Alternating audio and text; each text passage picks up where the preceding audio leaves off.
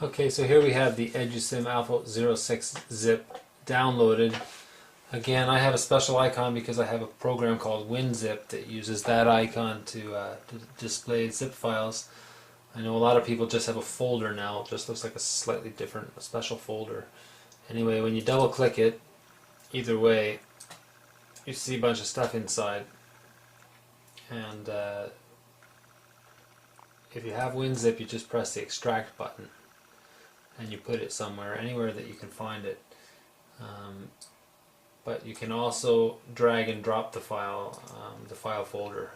If it opens up in a different program, in the standard Windows zip program or on the Macintosh, you'll see another folder icon inside. You just drag that folder icon out, and what you see in that case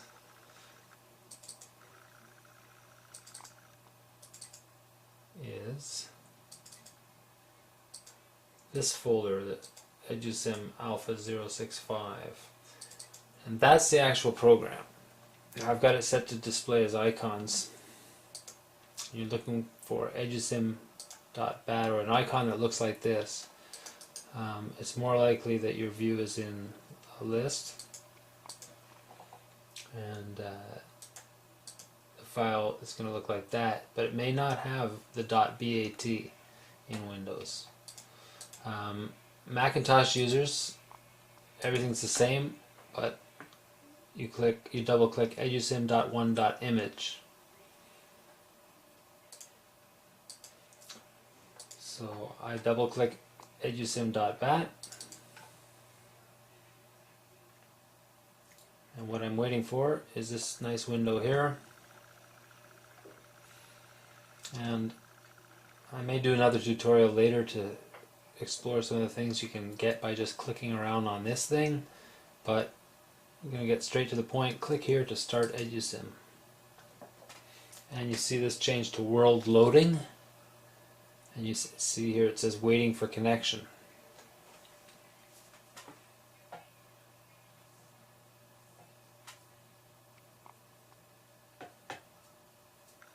And there you are. You know you're connected when you see the bunny rabbit. And there's a little hint over here. Your mouse will change your position, and these little arrows have letters on them. I'm not sure if you can see them, but W, D, S, and A. And if you look on your keyboard, your computer keyboard, you'll see there's a W, D, and an S and an A. You'll see, in fact, that W, D, S, and A are all four together. They're like that. And if you press W, you go forward, S, you go back, A, you go to the left, and D, you go to the right. And if you have icons in a folder on your desktop, image files in your folder on a desktop, you can just drag them right in here.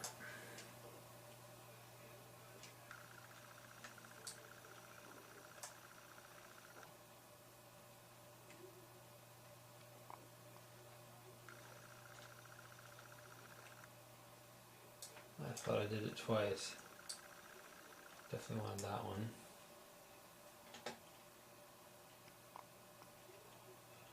Maybe it's too big.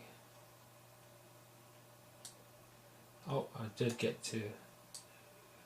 They just went all in the same place.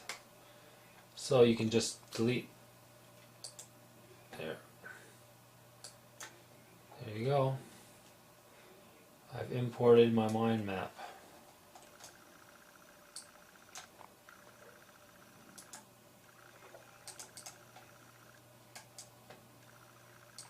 And we're having fun with 3D pictures.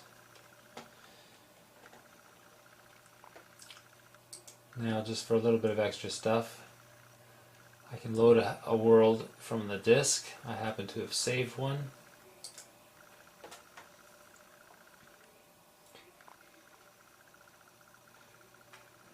I don't want to remember what it's called. Save these things in the cache folder. And there's a lot of junk in there, to tell you the truth.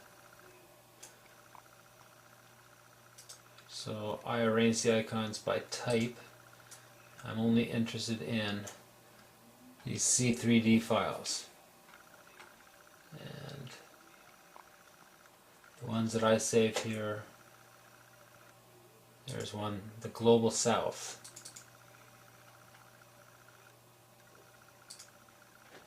Sorry, the Global South is the name of it. I'm going to copy and paste that name from there. I don't need the folder anymore, but I need to paste the name right there. The Global South.3CD. And all it is a world that I created earlier and saved. And we can actually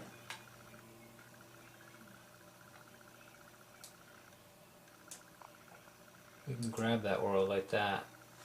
And then we can walk around somewhere out of the way of those distracting things twirling, and I'll let it go, and I'll just drop it right in front of myself, and let's walk in there and see what I had.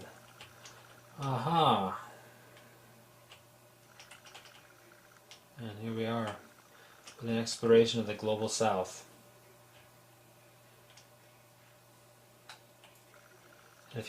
If you press the arrow button in the middle, you walk right up to it front and center. There is a rough correlation between the geographical south of the globe and the so-called Global South, but I don't think it's fair to say that every country south of a certain demarcation point on the globe is so-called third world. And the disclaimer here on the map, I'm not sure if you can read it in the video, map of the first, second, and third worlds during the Cold War does not necessarily represent a current world view. But this was retrieved from Wikipedia in 2006.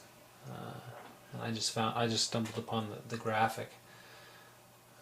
But I can use my S key now to back away from it, go and look at something else. Ah yes, the Global South Journal. And this was an very interesting article. But the journal exists, and you can find it on the internet. If you're interested in more information on the Global South. Now, I was having a bit of trouble there because my mouse and the key work in tandem with each other, and it takes a while to get used to it. You can go faster if you put the mouse higher. You slow down a bit, and you can actually back up even though you got the W key.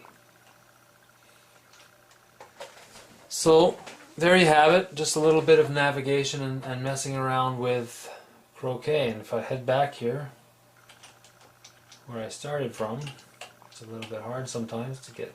There we go. Oops, see that? I passed it. But you can already tell, you can already look inside the other world and see those are the images that I put there before. And they're still spinning. And apparently now croquet has locked up on me. So this has happened before, and you got to see it. So that's encouraging, and with that, I'll leave you guys. Good luck.